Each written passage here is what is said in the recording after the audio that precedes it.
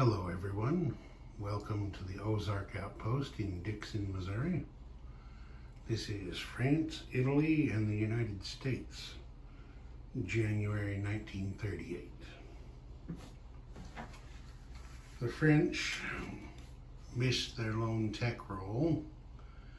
However, they came back with a vengeance and ran the board with spy rings.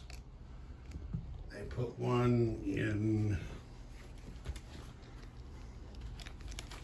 Berlin. There he is. They put one in Moscow. They put one in Tokyo and Rome. And then they missed with their counter-espionage role. They had 17 francs to spend. They built a fighter, an infantry, and an artillery. Of course, they didn't have any combat. They didn't do any non-combat moves. Their build naturally all went into Paris. They didn't spend any oil and collected their 3 from the United States. Italy used its lone role to advance wartime economy to stage 2. They put a spy ring into Moscow. There he is down there. And then they gave the double whammy to Stalin and Beria by, wait a minute, yeah. They gave the double whammy to Stalin and Beria by turning their spy in Rome to a double agent. They started a heavy cruiser and a light cruiser. That cost them 9, which was how much they had in their bank. Oh, no, they had 10. They also sent 1 lira to General Franco. Okay, for non-combat, they moved the destroyer and light cruiser from the Red Sea over here to join the fleet off the boot there. They sent their last volunteer militia down there to Spain. The IPP they lend-leased was used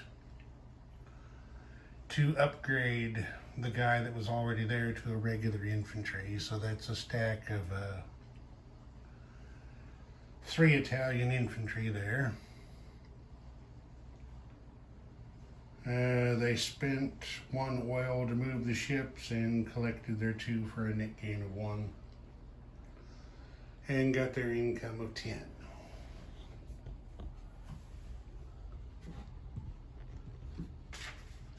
In the United States, advanced long-range aircraft and improved construction to stage 2. They put a spy ring into Rome and turned the Japanese spy in Washington to a double. There's the American spy in Rome. They, that roundel doesn't need to be on there anymore. Take that off. They finished their heavy water plant and have that in the Midwest now.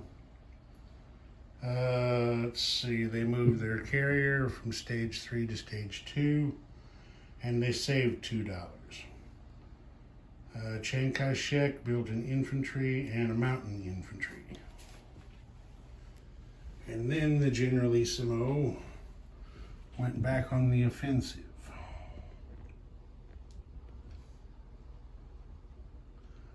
You can see here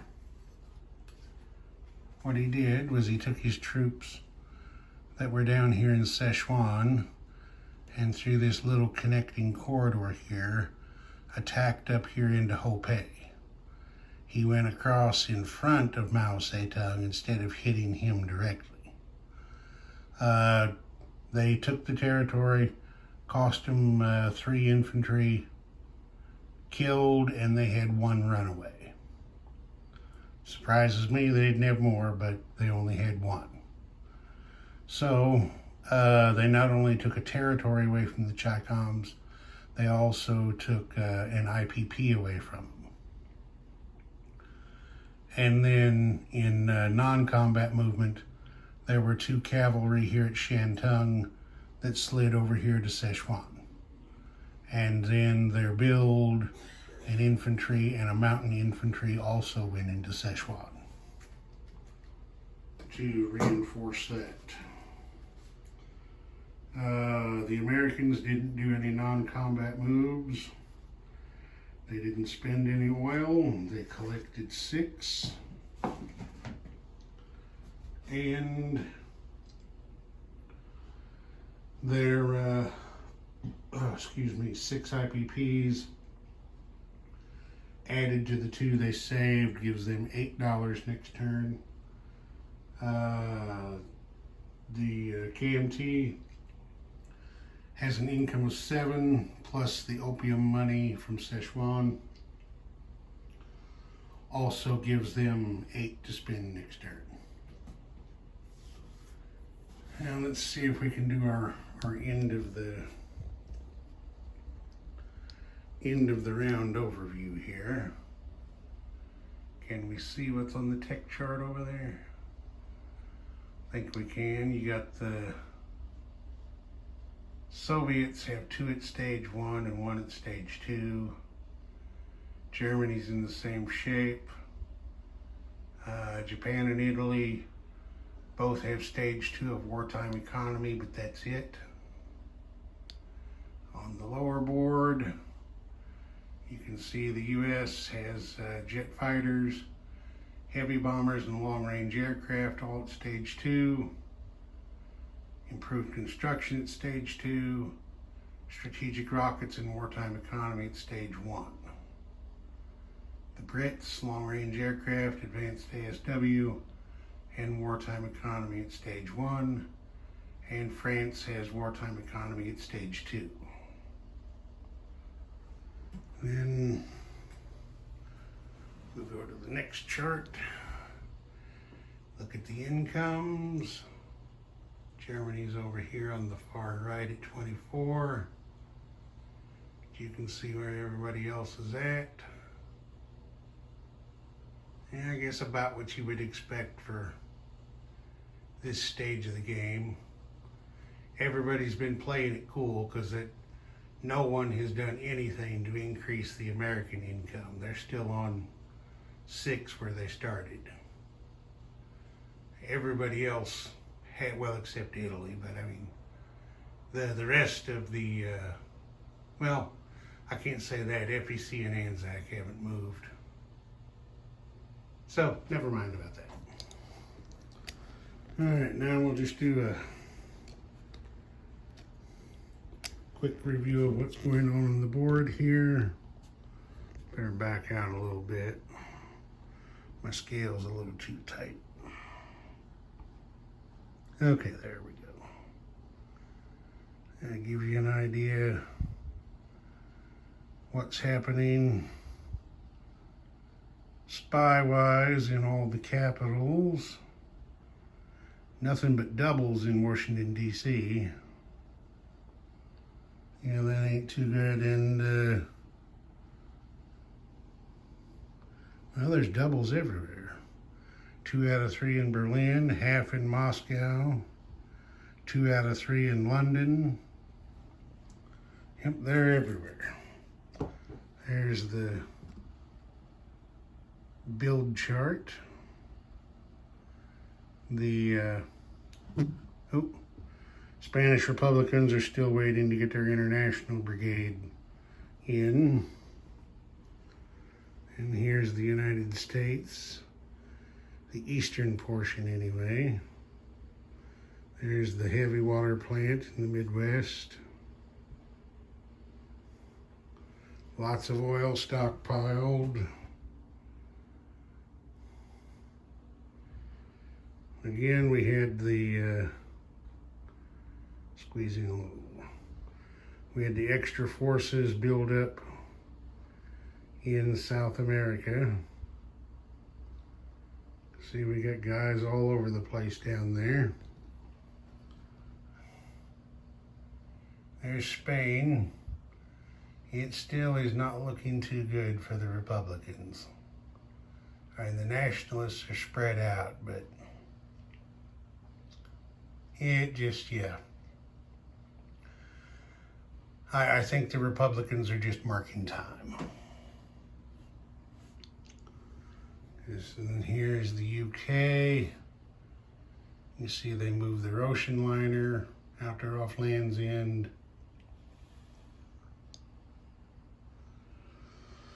Come down here and look at the Med. Let's get a nice close-up look at the Med, because there is a lot going on there. I mean, you can see both sides. Try to get in there a little tighter so we can see a little better.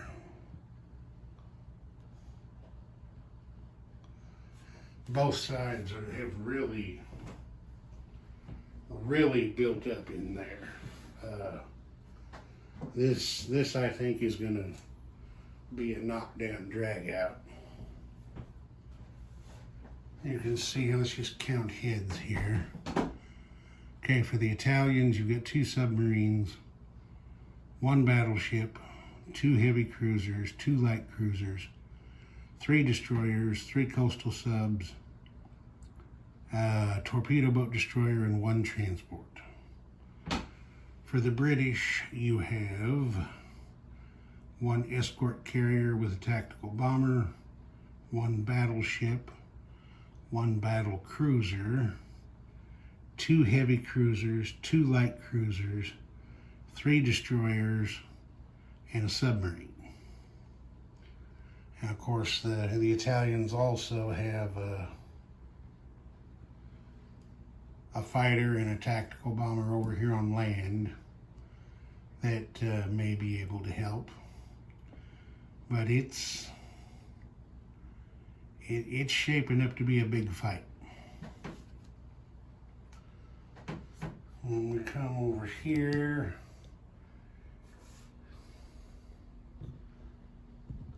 have a look at FEC. There's nothing really changed too much there from before. They just grouped their squadron, their naval forces. Australia kind of spreading their defensive perimeter out, not wanting to offer the Japanese a free walk-in if they don't have to. The Japanese themselves, of course, they have concentrated everything at sea right here off Formosa. I mean, there's no secret to it. There's no, hey, I'm hiding from you what I'm going to do. I told you before, they have no choice. None whatsoever. They have got to get down here and grab the Dutch East Indies and get this oil. I mean, they're looking at there's 6 oil wells. There's 7 oil wells down there. You know, that's going to put them on par with Germany's oil production every turn. They're going to have to grab it. Of course, once they grab it, then they have to keep it. That means defending it. And then, as I said at the end of the last turn, probably the hot spot right now with the most interesting stuff going on is the Chinese Civil War here. Uh-oh. I injured my Gurkhas. Gurkhas down, Gurkhas down. Okay, there we go.